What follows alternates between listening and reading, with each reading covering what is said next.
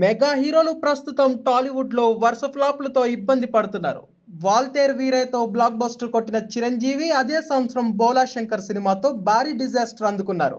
అయితే ఇప్పుడు విశ్వాంబర సినిమా చేస్తున్నారు. సోషియో ఫ్యాంటసీ మూవీ కాబట్టి ఖచ్చితంగా ఇది హిట్ అవుతుందని అంతా అనుకుంటున్నారు. మెగా అభిమానులు ఈ సినిమాపై భారీ అంచనాలు పెట్టుకున్నారు. మరోపక్క పవన్ కళ్యాణ్ నటిస్తున్న హరహర వీరమల్లు కూడా మే 9న రిలీజ్ కాబోతుంది.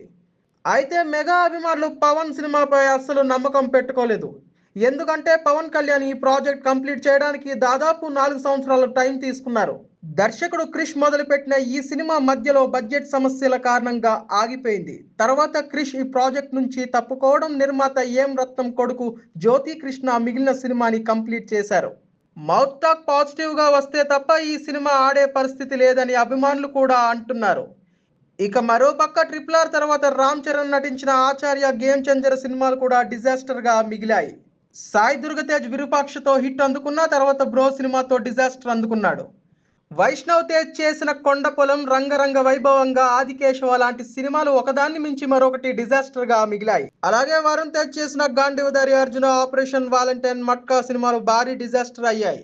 వీరిలో మెగా డాటర్ నిహారిక మాత్రమే కమిటీ కుర్రోలతో నిర్మాతగా విజయం అందుకుంది. ఇలా మెగా హీరోలంతా ఇప్పుడు వరుస అపజయాల్లో ఉన్నారు. ఎవరో ఒకరు హిట్ కొడితే అందరిలో కొంత జోష్ వస్తుంది. అది చిరంజీవి విశ్వాంబర సినిమా నుంచి మొదలవ్వాలనేది మెగా అభిమానుల కోరిక. ఆగస్టులో ఈ సినిమా రిలీజ్ అయ్యే అవకాశాలు ఉన్నాయి. ఇక మరి ఈ సినిమా రిజల్ట్ ఎలా ఉంటుందో చూడాలి.